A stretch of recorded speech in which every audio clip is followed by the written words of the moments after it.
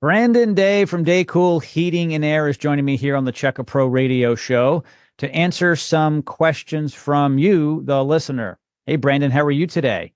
Pretty good. How about you? I am living the dream. Thank you so much.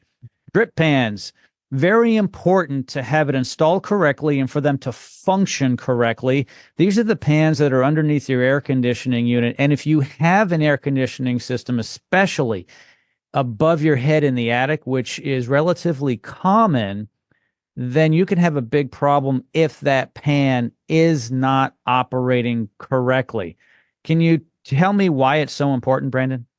Yeah. So I think most people, if they have a horizontal unit or something in the attic, everybody sees a big shiny pan or plastic one, whatever.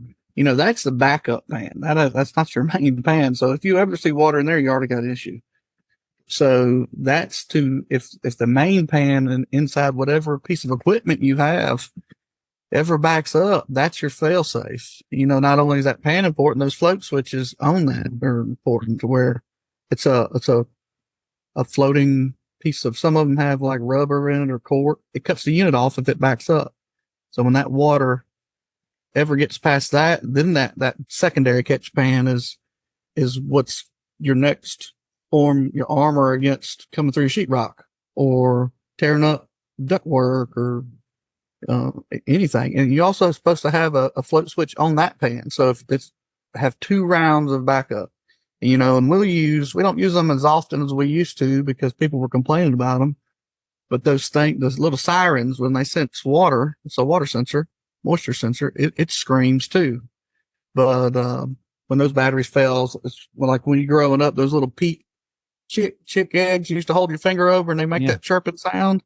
Those things start doing that. We don't use them as often, but it's not code, but they're a good product to have.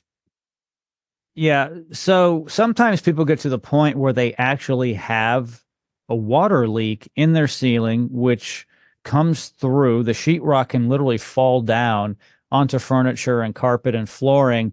And if it's gotten that far, a number of things have failed. So let's talk a little bit about how the system works, the air conditioning system.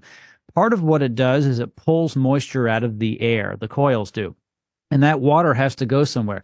It's supposed to be drained properly. You should never see the water in the pan if everything's running correctly. But that pan is, like you said, it's a secondary, it's a backup, and it's okay if there's water in there if it is clean and clear and the pipes running from that are unobstructed. So that's why it's so important to make sure the drain pan is installed correctly and clear of things.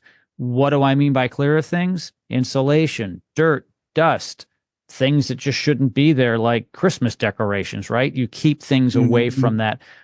When you guys go up into the attic to maintain a system, what do you do in terms of the pan? Do you clean it out with your hand? Do you blow air, put water in it to make sure it's draining? What do you do?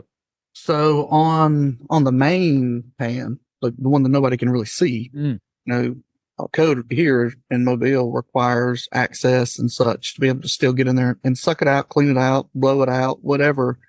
Different types of systems have different needs in reference to exiting drain pan.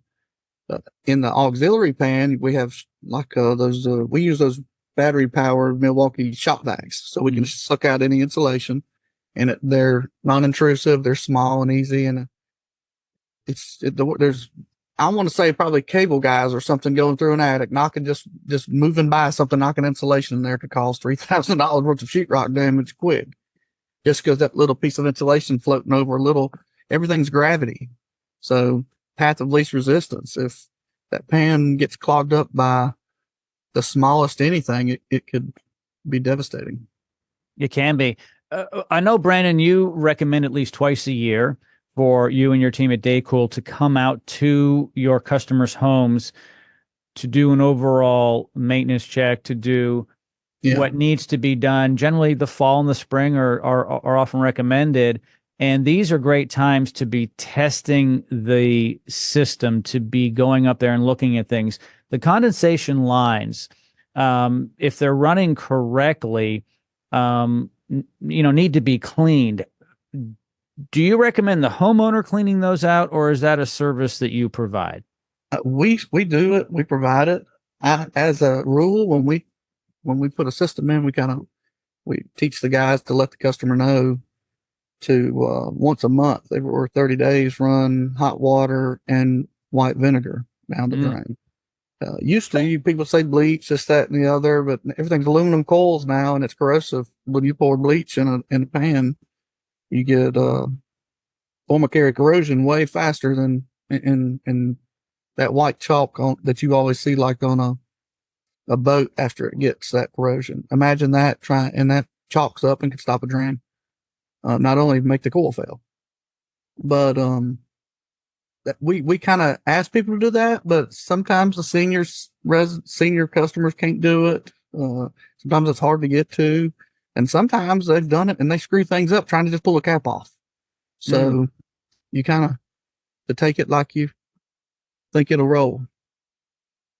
Yeah, no, absolutely. The maintenance is so important. A lot of people wait until it's too late. It's often the hottest day in August, and they're like, "Yeah, I haven't had an air conditioning company come out in 5 years."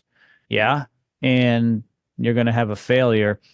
All of Brandon's information is located in the description of this podcast. There's no reason not to reach out to him and make an appointment. Brandon, as always, thank you for bringing your expertise to the Check a Pro Radio Show. I really do appreciate it. Yeah, thanks for having me.